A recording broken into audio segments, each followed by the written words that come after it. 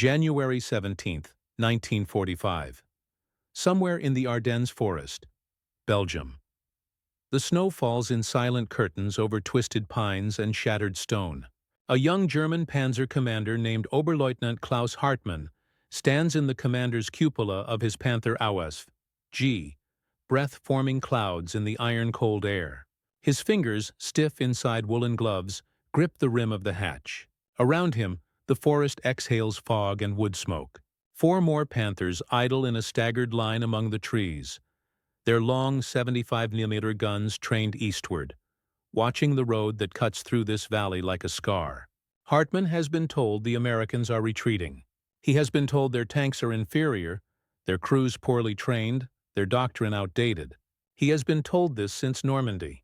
And yet, here in this frozen corridor of the Bulge, something feels different. The air tastes of diesel and fear.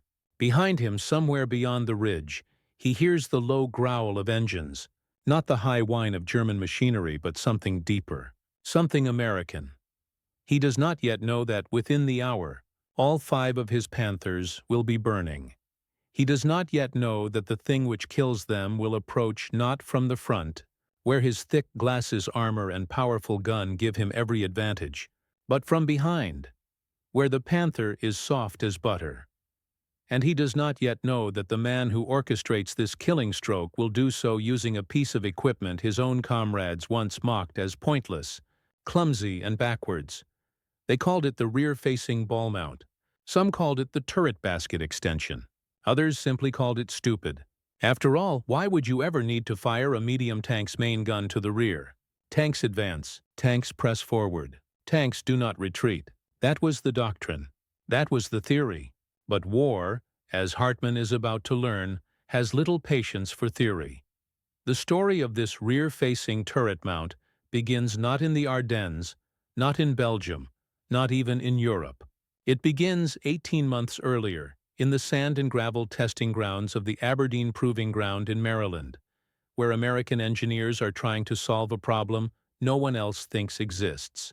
The Sherman tank, by the winter of 1943, is already in mass production. Thousands roll off assembly lines in Detroit, Schenectady, and Grand Blanc. It is a marvel of industrial democracy, reliable, repairable, easy to train on, and available in numbers the Axis cannot match. But it has flaws. The armor is thin. The gun, a 75mm M3, is adequate but not overwhelming. And the crews, who have begun to meet German Panthers and Tigers in North Africa and Sicily, are discovering something unsettling. In a head-on fight, the Sherman loses. The Panther's frontal armor shrugs off American shells. The Tiger's 88mm gun can penetrate a Sherman from a mile away. American tankers are dying in steel coffins, and they know it. But the Americans also know something the Germans do not. War is not a duel. It is not a joust. It is not a knight's contest of honor. War is a brutal calculus of position, surprise, and industrial weight. And so, while the Germans perfect their engineering, making their tanks heavier, their armor thicker, their guns longer, the Americans perfect their flexibility. They study how tanks actually die in combat. They interview survivors. They examine wreckage, and they discover a pattern. Yes, German tanks are formidable from the front, but from the side? From the rear? They are as vulnerable as any other machine. The Panther's rear armor is only 40mm thick. The Tiger's engine deck can be penetrated by a well-placed shot. The problem is getting there. The problem is maneuvering. The problem is that when a Sherman attempts a flanking attack and is forced to reverse, it must reverse blindly, its main gun now useless, its crew exposed. An engineer named Samuel Foster, a civilian contractor from Illinois who once designed agricultural machinery, proposes something radical. What if the turret could traverse a full 360 degrees? What if, even while reversing, the Sherman could keep its gun on target? The idea is not entirely new. Some early tank designs experimented with all-around traverse, but it has never been implemented in a mass-production medium tank. The logistical challenges are immense. The turret basket must be redesigned. The elevation gears must be recalibrated. The gunner's position must accommodate rearward firing without compromising forward capability. Most officers dismiss the idea. Tank destroyers have limited traverse. Assault guns have fixed superstructures. Why complicate a proven design? But one man listens. Major General Jacob Devers, who oversees armored development, has read the after-action reports. He has seen the casualty lists. He has heard the tankers' complaints. And he understands that American tanks will never match German tanks in frontal duels. But they do not need to. What they need is the ability to survive, maneuver, and strike from unexpected angles. In the autumn of 1943, Devers authorizes a limited trial. 20 Sherman M4A3 models are fitted with modified turret baskets and enhanced hydraulic traverse systems. The modification adds weight. It complicates maintenance. It requires additional training.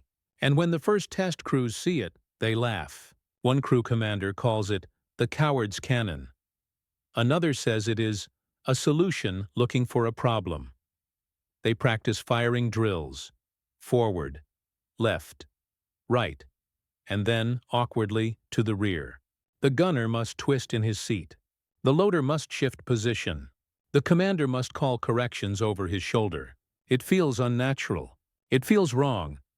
But in February 1944, 3 of these modified Shermans are quietly shipped to Italy, where the Fifth Army is grinding its way up the peninsula. They are assigned to the 752nd Tank Battalion, a unit that has already lost 30% of its strength in the mountains south of Cassino. The crews regard the modifications with suspicion. They do not ask for this. They do not want to be test subjects. But within 2 weeks, something changes. During a withdrawal under German counterattack near the Rapido River, a Sherman commanded by Sergeant Michael DeLuca finds itself cut off. German half-tracks and a single Panzer IV are pushing up the road behind him. DeLuca's Sherman is reversing at full speed, turret facing forward, completely unable to engage. His radio man is screaming. His driver is screaming. And then DeLuca remembers. He orders the gunner to traverse rear. The turret spins. The gun locks. And at 200 yards, reversing at 12 miles per hour, DeLuca's gunner puts a 75mm shell through the Panzer IV's engine deck. The German tank lurches, smokes, and stops. The half-tracks scatter. DeLuca's Sherman escapes. It is not a decisive battle. It does not change the course of the war. But it changes minds. Within days, other crews in the 752nd are requesting the modification. By March, the reports reach Aberdeen. By April, production orders are modified. Not every Sherman will receive the enhanced traverse system. Logistics and cost prevent that. But select units, particularly those operating in fluid, mobile operations, will be equipped. And by the time the Allies storm Normandy in June, several battalions of these modified Shermans are rolling onto the beaches, their crews trained not only to advance, but to maneuver in 3 dimensions, to turn, to feint, to strike from the flank and from the rear, to fight not as knights, but as wolves. The Germans do not notice at first. Why would they? The Sherman still looks like a Sherman. It still burns when hit. It still falls to an 88-meter round. But in the hedgerows of Normandy, in the narrow lanes and sunken roads where Panthers lurk in ambush, something shifts. American tank platoons begin operating differently. They advance in staggered columns. They use terrain. They bait German tanks into exposing their flanks. And when a Panther commits to an engagement, expecting the Shermans to either charge or retreat, the Shermans do something else. They split. One draws fire. Another reverses, turret spinning, gun tracking. The Panther commander, focused on the threat in front, does not see the threat behind until it is too late. By August 1944, German after-action reports begin to mention this tactic. A Panzer officer writes, "The American medium tanks no longer behave predictably. They reverse under fire and continue to engage. Our crews are trained to target the glacis and turret front. When the enemy presents the rear of the hull but keeps the turret oriented, our gunners hesitate. This hesitation is fatal." Another report, from a Tiger commander in the Falaise Pocket, notes, "We destroyed 3 Shermans advancing on our position. A 4th retreated at high speed. We pursued. The Sherman suddenly halted, turret reversed, and fired. Our driver was killed. We abandoned the vehicle. These are small moments, individual skirmishes, but they accumulate. And by the winter of 1944, when the Wehrmacht launches its last great offensive in the West, the operation the Allies will call the Battle of the Bulge, the modified Sherman has become something more than a curiosity. It has become a doctrine. Staff Sergeant Raymond Holder, 26 years old, from Cedar Rapids, Iowa, commands one of these Shermans. His tank, which his crew has christened Hilda after Holder's grandmother, is an M4A3E8, the Easy 8, variant with improved suspension and a high-velocity 76 motor gun. It is January 1945. Holder's platoon is part of the 7th Armored Division, tasked with holding the northern shoulder of the German salient. For 3 weeks, they have been trading ground with panzer units in a frozen nightmare of ambushes and counter-ambushes. Holder has lost 2 Shermans already. He knows the odds. He knows that a Panther, frontally, is nearly invincible to his gun. He knows that his only chance is speed, surprise, and positioning. And he knows that his rear-facing turret mount, the feature his own gunner once called Holder's Folly, is the only reason he is still alive. On the morning of January 17th, Holder's platoon is ordered to probe westward along a ridgeline road. Intelligence suggests German armor is withdrawing toward St. Vith. The road is narrow, hemmed by forest on both sides. Visibility is poor. Holder moves cautiously, his Sherman third in a column of 4. The lead tank, commanded by Lieutenant Barnes, rounds a bend and immediately takes fire. A Panther, hull down behind a stone farmhouse, puts a round through Barnes's turret. The Sherman explodes, flames jetting from every hatch. The second Sherman reverses wildly, trying to back around the curve but strikes a tree and bogs down. Its crew bails out. Holder's driver is already reversing, engine roaring, tracks churning snow and mud. Holder does not hesitate. He orders the gunner, a quiet kid from Pennsylvania named Eddie Koss, to traverse rear. The turret hums. The gun swings. And now, even as Holder's Sherman is fleeing backward at 15 miles per hour, Eddie Koss has a firing solution. The Panther emerges from cover, pursuing. Its commander sees a retreating Sherman and assumes victory. Holder sees the Panther's frontal armor and knows he cannot penetrate it. But he also knows that the Panther is moving, and moving tanks expose themselves. Holder orders his driver to swerve right, then left, zigzagging in reverse. The Panther fires. The round screams past, clipping a tree. Koss waits. Holder waits, and then the Panther turns to follow the swerve. And for just a moment, its side is exposed. Koss fires. The 76mm HVAP round, a tungsten core penetrator, punches through the Panther's side skirt and into the hull. There is a flash, then black smoke. The Panther lurches and stops. Holder does not wait to see if the crew escapes. He orders his driver forward, turret still reversed, and they continue backing down the road until they are out of sight.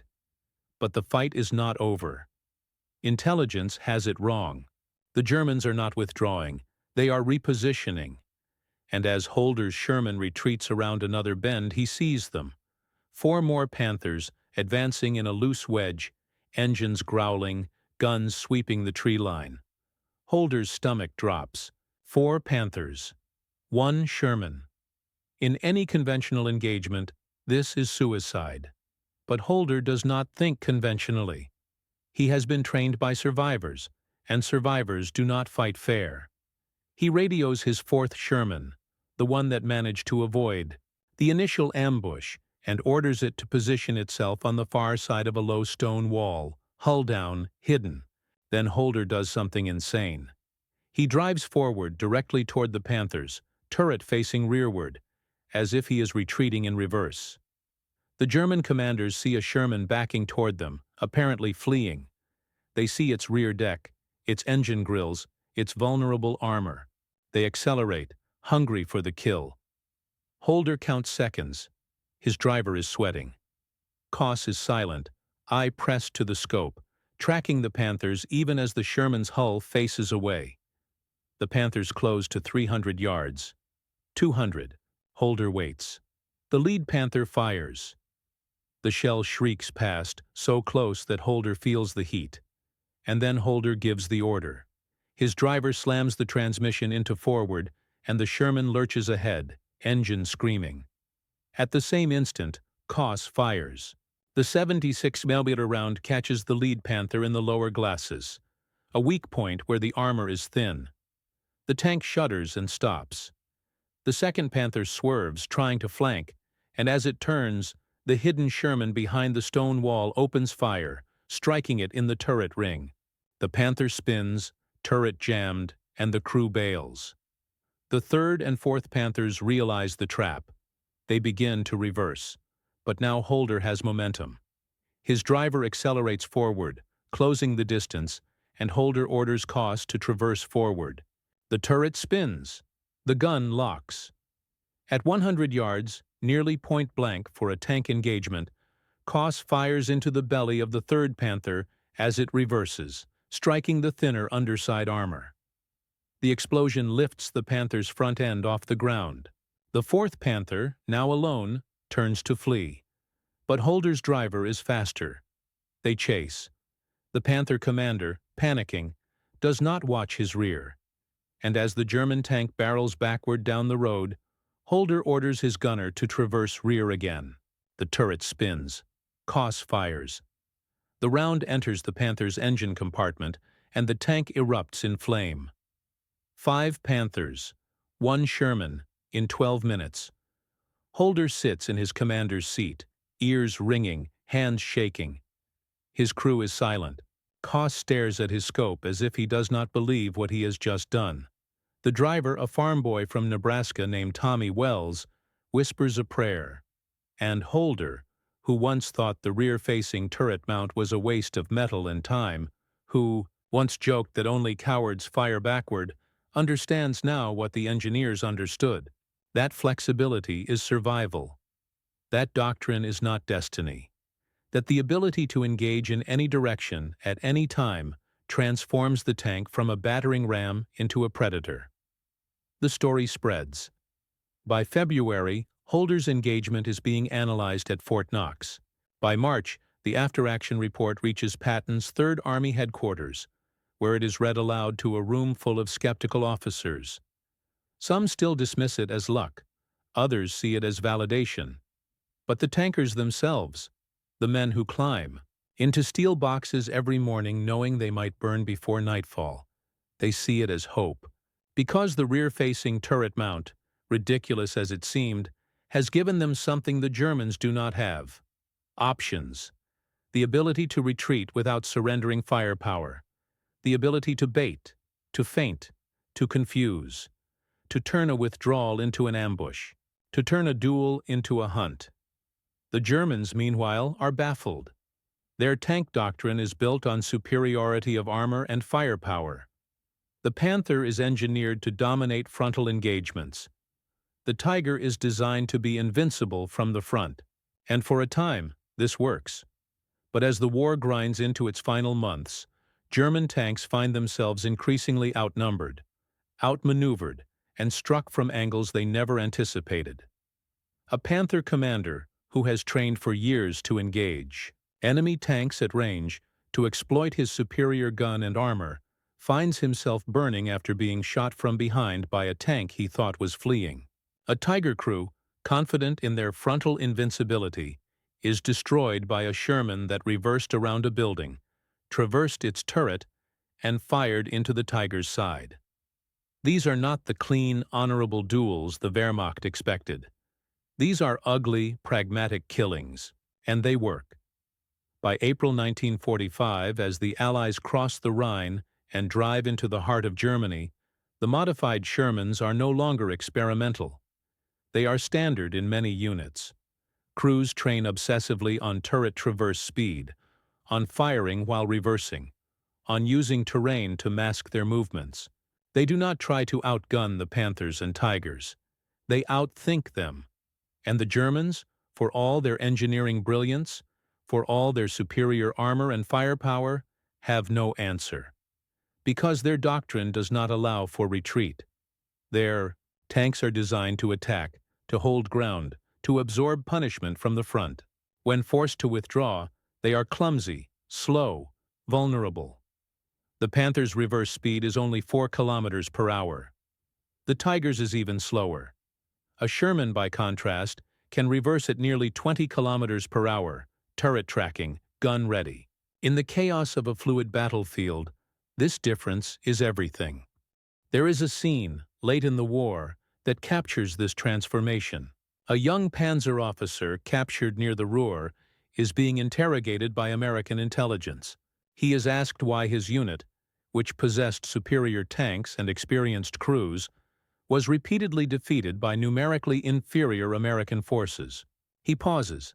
He lights a cigarette with shaking hands, and he says in halting English, "Your tanks are not better, but your men fight like they have nothing to lose.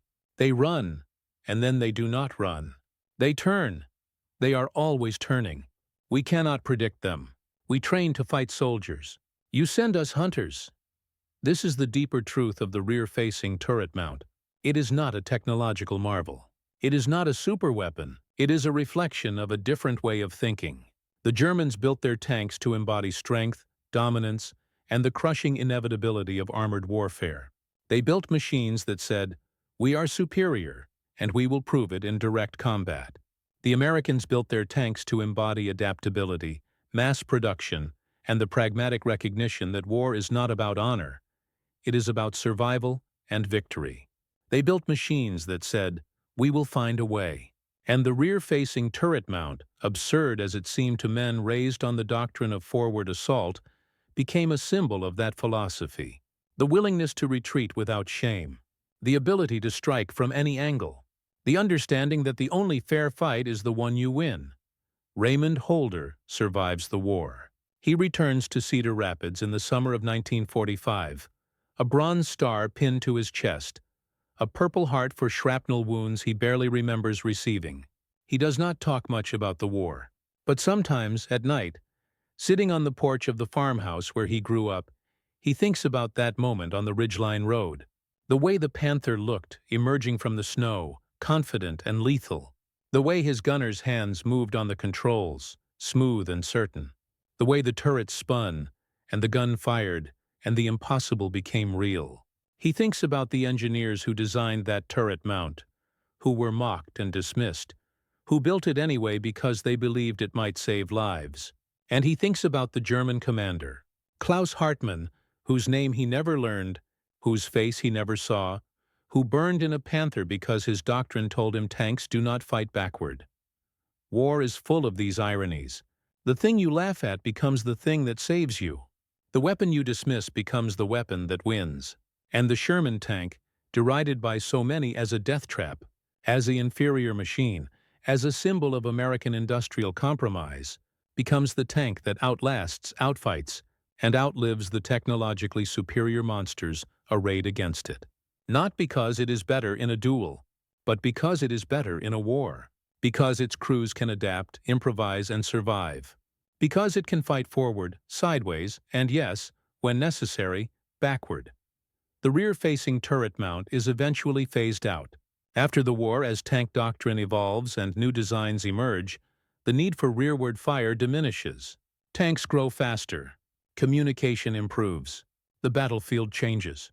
But for a brief, desperate window in the winter of 1944 and the spring of 1945, that ridiculous, mocked, backwards modification saves hundreds of lives. It turns retreats into ambushes. It turns defeats into victories, and it teaches a generation of soldiers that the most powerful weapon is not always the biggest gun or the thickest armor. Sometimes, it is the ability to do what your enemy never expects.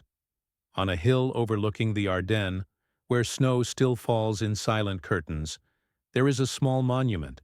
It lists the names of the men of the 7th Armored Division who died in the winter of 1944. Raymond Holder's name is not on it. Neither is Eddie Koss's nor Tommy Wells's.